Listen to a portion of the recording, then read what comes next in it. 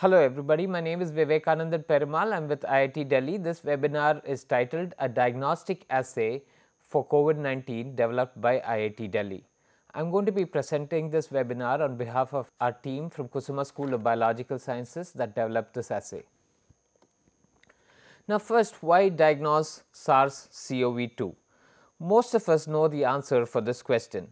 In the absence of effective therapy or a vaccine, it is important to diagnose, identify and isolate individuals to stop the chain transmission and therefore stop or flatten the COVID-19 curve. South Korea is an example of one of the countries that did extensive screening to diagnose and flatten the COVID-19 curve.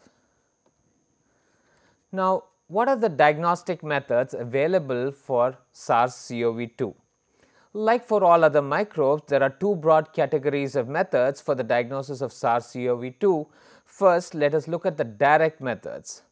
As the name suggests, when using direct methods, we try and look at the virus or virus components that includes virus nucleic acids or virus proteins. As we are all aware, this is a respiratory virus, and when using direct methods, it is best done using a swab or a specimen from the respiratory tract. Now, what about indirect methods?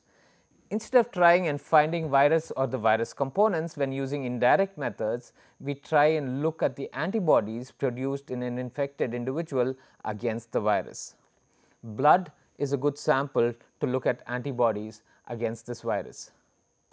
Can SARS-CoV-2 be cultured in a laboratory? The answer is yes. This can be grown in human cells in a laboratory, but is never used for diagnosis of SARS-CoV-2 as it poses a high risk to the laboratory personnel and it requires high biosafety levels. How about detecting SARS-CoV-2 proteins? This can be done using a simple method called ELISAs or enzyme-linked immunosorbent assays. ELISAs are colorimetric assays. For example, the blue color here can indicate a positive result in an ELISA assay. While this assay is simple to perform and less expensive, there are not many ELISA assays available currently to detect SARS-CoV-2 proteins. In addition, it has been proposed by experts that the sensitivity of these assays may not be adequate. Now, how does one detect virus genomes? Small amounts of virus genomes can be amplified like about a billion-fold in a tube using a technique called polymerase chain reaction or PCR. In PCR, we use two short synthetic stretches of DNA which are referred to as primers. These primers recognize and bind to the target. The target is nothing but the genome or the virus genome you want to amplify. Then an enzyme called polymerase quickly copies the target that you want to amplify. For example, if we design primers that bind to the SARS-CoV-2 genome, they will bind to the SARS-CoV-2 genome and quickly start copying it. In every cycle of PCR, the number of copies of the target doubles. In other words, if you do about 35 cycles of PCR in 90 minutes, you can have like a billion copies of the SARS-CoV-2 genome, even if you started with about 2 copies of it. It is important to know that PCR does not amplify the whole genome, it only amplifies short fragments of the genome and therefore it is safe to use. PCR was invented in the mid-1980s. In the first 15 years of PCR, detection of the amplified product involved cumbersome methods.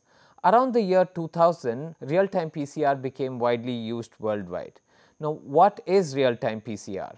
The amplified product is made to fluoresce using a fluorescence dye or a fluorescent probe, and this is measured using optics in real time.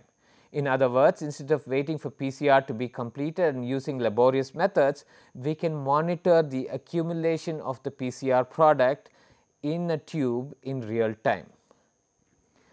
Let us quickly run through the steps required for SARS-CoV-2 real-time PCR. First, a nasal swab or an appropriate respiratory specimen is collected and the virus genome is purified. SARS-CoV-2 has an RNA genome and RNA cannot be amplified by PCR. So, the RNA is converted to DNA by a process called reverse transcription. Subsequently, this DNA is amplified and detected in a real-time PCR using a fluorescence readout. I will tell you about the fluorescence readout in a little bit. Now, all of us have heard enough about rapid antibody tests for SARS-CoV-2. These rapid tests detect antibodies produced by the body against SARS-CoV-2. Like I told you before, blood samples are good to detect antibodies. A drop of serum or plasma is added to the sample window, which is a circular window shown here, and within a few minutes you will be able to detect the presence of SARS-CoV-2 antibodies indicated by lines in the readout window. If the rapid antibody test is so simple to perform, why do we even still do real-time PCR assays? Well, here is an important part of the answer. The x-axis here shows the number of days after a person gets infected with SARS-CoV-2. If a person gets infected with SARS-CoV-2 today, he or she will test positive by the real-time PCR in the next couple of days.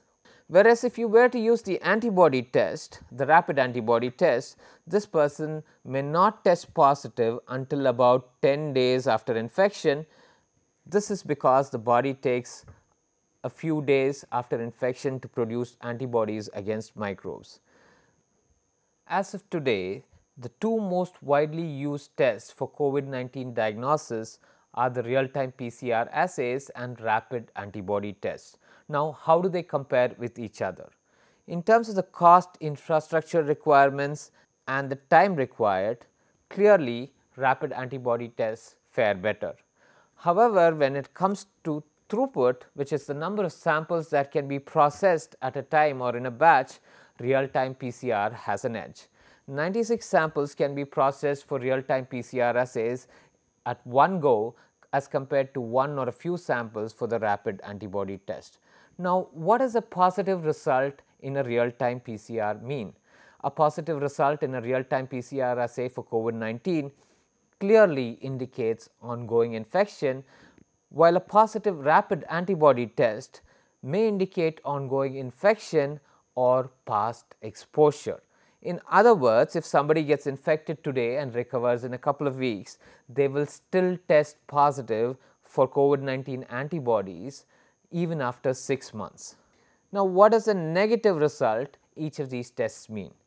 A negative result in a real-time PCR assay rules out ongoing infection with SARS-CoV-2 fairly accurately, while a SARS-CoV-2 infected individual may not test positive in the rapid test until about 10 days after infection.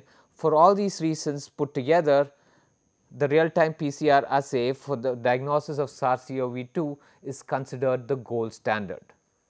In the next couple of minutes, I will give you some details of the RT-PCR assay we have developed at IIT Delhi. Real-time PCR assays can be broadly categorized into two types. One of them uses a fluorescent probe and the other uses a fluorescent dye. Basically, the fluorescent signal may either come out of a probe or a dye, and of the 21 real-time PCR assays that have been approved for SARS-CoV-2 diagnosis by ICMR, 20 of them use a probe-based chemistry, whereas we use a fluorescent dye-based chemistry. Now, what is the difference between these chemistries?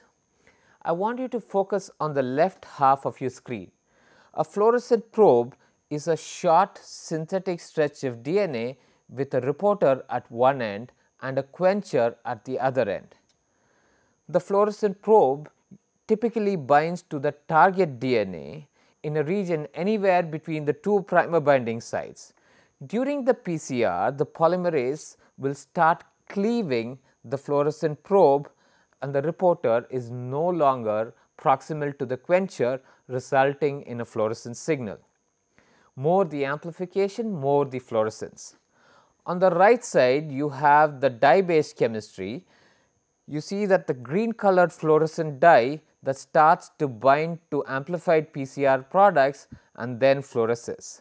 When more PCR products accumulate, there is more fluorescence. Our assay does not use fluorescent probes and uses a fluorescent dye. Fluorescent probes are expensive and are not readily available. Since we do not use a fluorescent probe, our assay is likely to be more affordable and easier to scale up.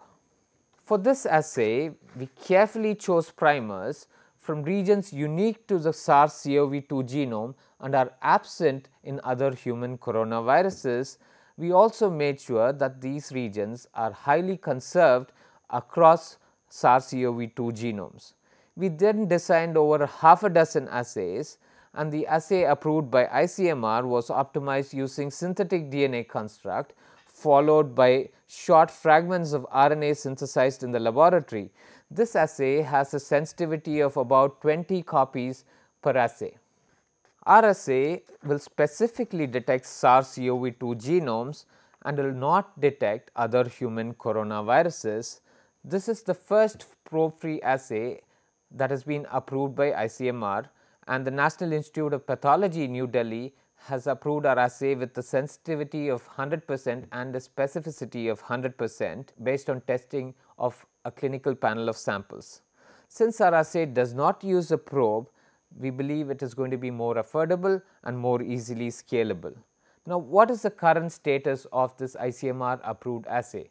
The IITD Tech Transfer Office is in the process of issuing licenses to interested manufacturers, and we believe this product will be ready to hit the market in the next couple of weeks. So, this is our team of 3 postdocs and 3 PhD scholars and 4 professors at the Kusuma School of Biological Sciences that developed this assay. So, finally, I would like to acknowledge colleagues at the Kusuma School of Biological Sciences for their help and support. I would also like to thank Professor Rao, the director of IITD, and the IITD administration who offered all the help possible whenever we hit roadblocks. I would like to thank you all for your time and attention. Thank you.